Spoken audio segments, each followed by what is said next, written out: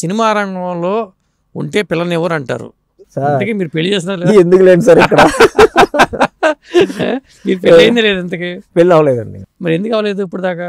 చూస్తున్నారండి 5 సంవత్సరాల నుంచి చూస్తుంటే మామూలు మ్యాట్రిమోనీ ఇంట్లో వాళ్ళు ఉంటుంది కదా, మ్యాట్రిమోనీ కట్టిన తర్వాత సరే అని చెప్పి ఒక అమ్మాయికి నచ్చింది ప్రొఫైల్, నెంబర్ తీసుకుని కాల్ చేస్తే అడిగింది ఏం చేస్తున్నారు మీరు అది అని చెప్పాను. ఫిల్మ్ మేటర్ అంటే ఎంత డబ్బులు అంటే పలానా వస్తుంది అని చెప్పి అన్నా.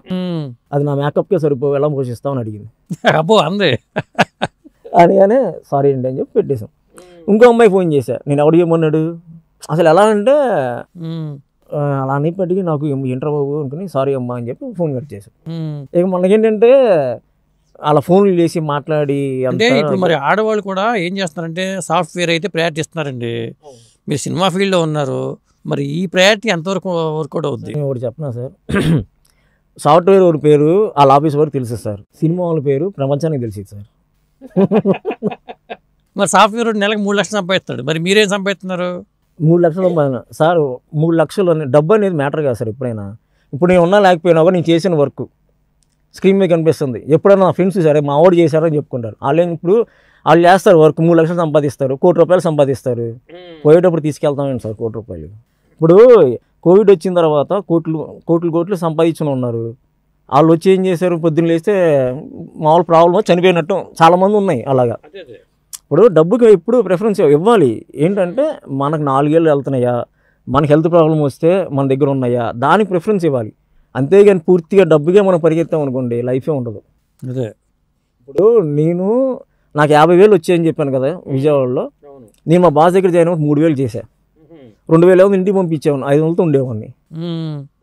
నేను డబ్బుకి ప్రిఫరెన్స్ ఇచ్చినట్టయితే వచ్చేసేవాడిని ఎప్పుడో. నేను మన డబ్బు కాదు, మనకు వర్క్ కావాలి. వర్క్ అనేది ఇంకోటి ఏంటంటే నార్మల్ లాగా చేయకూడదు. చేస్తే మనం ఇది చేస్తే అమ్మా అలా ఉండిపోవాలన్నమాట, మైల్ స్టోన్ లాగా ఉండాలనేది నాది.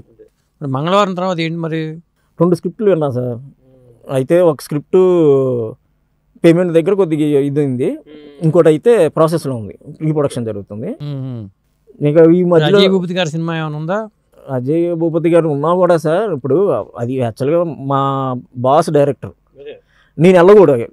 ఒకవేళ వచ్చినా కూడా నేను కంపల్సరీ మా బాస్కి చెప్తాను. నేను అంటే నేను ఒకళ్ళని మోసం చేసి. మీ పిల్లలు ఇంటర్మీడియట్ మరియు ఎంసెట్ చదువుతూ సబ్జెక్ట్స్ లో కన్ఫ్యూజ్ అవుతున్నారా? కాన్ఫిడెన్స్ లెవెల్ తక్కువగా ఉందా? రిపీటెడ్ మిస్టేక్స్ చేస్తున్నారా? అయితే మీకోసమే ఉంది Rise app. 1 lakh question bank, performance analysis, online classes by experts, ఇంకా మరెన్నో ఫీచర్స్ తో మీ ముందుకొచ్చింది Rise the perfect guide. Description లో ఉన్న లింకును ఉపయోగించి సబ్స్క్రైబ్ అవ్వండి. వెళ్ళాం అనుకోండి, మనం ఒకటి చేసాం అనుకోండి, మనకు 10 తగులుతాయి. ఇప్పుడు మీ బాస్ ఉదాహరణ, మీ బాస్ దగ్గరికి వద్దాం, లేదా మీ బాస్ కానీ మార్తాండ కే వెంకటేష్ కానీ ఇంకొకరు కానీ ఇప్పుడు చంటి గారు కానీ, వాళ్ళకి ఒకేసారి 4-5 సినిమాలు ఉంటాయి. ఒక ఎడిటర్ 4-5 సినిమాలు ఒకేసారి చేయగలడా సార్?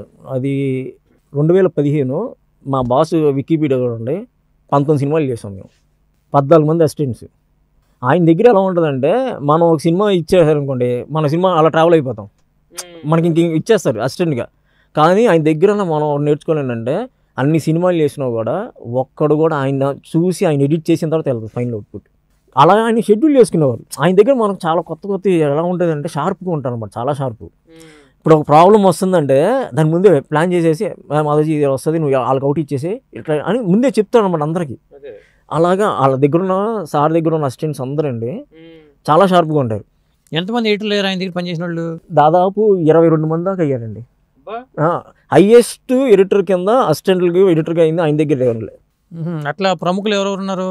సెల్వా అని చెప్పి బాగా ఇది బాలాజీ ఉన్నాడు, మణికంఠ బాలాజీ, ఇంకోటి కార్తీక్, ఆనంద్, ఇళయరాజా కబాలీ చేశాడు అసోసియేట్, ఇళయరాజా, విజేంద్రన్, శ్యాము, నేను, ఇంకా అలా చాలామంది వరుసగా.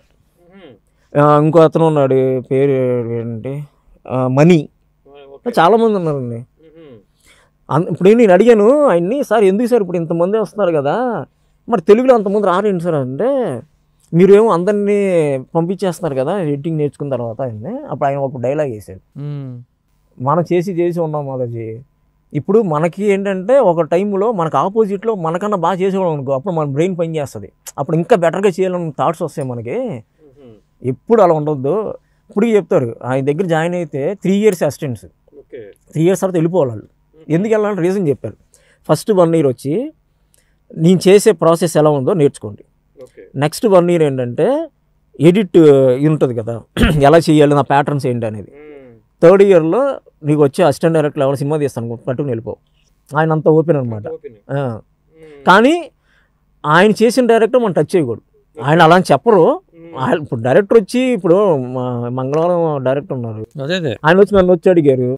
నేను మా బాస్కి చెప్పా, సార్ ఇలా సింగిల్గా వేస్తాను అంటున్నారు సార్, అది మరి అన్న అనిన తర్వాత నేను ఆయనకి చెప్పాను అజయ్ గారికి, సార్ అది నేను మా బాస్కి చెప్పాలి సార్, నేను హరిహర వీరమల్లు ఇచ్చారు నాకు, అది నేను చేస్తున్నాను, వెళ్ళింది కూడా 2 days వెళ్ళాను, మళ్ళీ ఇప్పుడు ఇలా అంటే బాగోదు సార్, నేను మా బాస్కి చెప్పాను, నీ బాస్కి నేను చెప్తాను అని చెప్పి ఆయన ఫోన్ చేసి మాట్లాడుకున్నారు.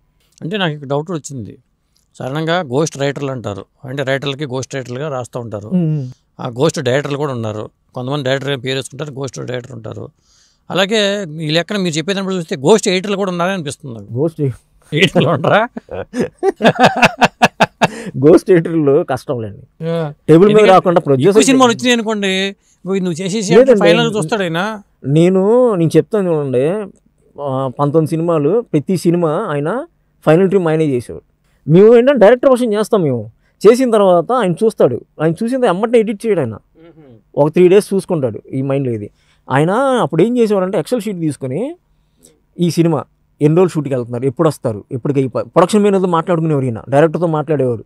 ఓ ఈ డేట్కి ఈయన వస్తాడా, ఈ డేట్కి క్లాష్ అవుతుందా, ఏం చేసేవాడంటే క్లాష్ అవుతుందంటే వాళ్ళు షూట్లో ఉన్నప్పుడు ఈయన వచ్చి ఒక వర్షన్ చేసేవాడు ఈ మధ్యలోనే వచ్చి, అంటే నేను ఒక వర్షన్ చేసి మీరు చూడండి మీకు నచ్చితే డబ్బింగ్ వెళ్ళరండి అనేవారు. ఈ లోపల ఇంకో సినిమా వచ్చేది కదా, అట్లా ప్లాన్ చేశాడు అన్నమాట. అప్పుడు నేను అన్నాను, మొన్న నేను చెప్పాను, సార్ నాకు మొన్న ఈ మంగళవారం చేసినందుకు 100 ఫోన్లు ఇట్లా వస్తాయంటే, అప్పుడు నేను అడిగేవాడిని, ఎన్నిసార్లు ఇన్ని ఫోన్లు వస్తున్నాయి, ఎప్పుడు చేస్తారో మీరు ఎడిటింగ్, ఇలాగే అడిగేవాడిని. అంటే నీకు కూడా వస్తాం మాది, వెయిట్ చెయ్యి, టార్చర్ అవుతాడు. అదే ఫోన్లు ఆటోమేటిక్ హిట్ అయిందంటే ఇక ఎవరు ఎడిటింగ్ చేశారో ఏంటి అని చూస్తారు కదా. ఒక సినిమా హిట్ అయితే ఆ ఎడిటర్ కూడా క్రెడిట్ ఉంటుంది ఖచ్చితంగా. నాకు సినిమా రిలీజ్ అయిన తర్వాత బాగా అప్లైజెస్ వచ్చినాయండి ఫోన్ మీద ఫోన్. అప్పుడు అనుకున్నా, ఓహో మా సార్ నన్న రోజు నాకు అప్పుడు గుర్తొచ్చింది. అదే మీరేంటి ఎడో ప్రీమియర్ వాడతారా, యావిడేనా? యావిడ్ అండి. ఎందుకని సినిమా వాళ్ళందరూ ఎక్కువ యావిడ్కి వెళ్తారు? ప్రొఫెషనల్గా ఉంటుంది సార్ అది. ఎలా అంటే ప్రొఫెషనల్ అంటే ఇప్పుడు FCP ఉందండి, అది సేవ్ చేసాం అనుకోండి ప్రాజెక్ట్ మొత్తం సేవ్ అవుతుంది. యావిడ్లో అనుకోండి మనం బిన్ ఓపెన్ చేసాం, ఒక బిన్లో ఫస్ట్ హాఫ్ సెకండ్ హాఫ్ అని పెట్టుకున్నాం సీక్వెన్స్, సేవ్ చేసాం అనుకోండి అది ఒక్కటే సేవ్ అవుతుంది. ఆ సేవింగ్ ఎంత ఉంటుంది అంటే 150 MB KBPSలో ఉంటాయి, MBలో ఉంటుంది మేబీ, అంతే. ప్రాజెక్ట్ మొత్తం సేవ్ అవుతుంది యావిడ్లో. ఇంకోటి ఏంటంటే ఆర్గనైజేషన్ నీట్గా స్ట్రక్చర్ బాగుంటుంది యావిడ్ మీడియాలో. అంటే మిగతా బాగోని కాదు, ఇది కొద్దిగా ప్రొఫెషనల్గా ఉంటుంది కదా అని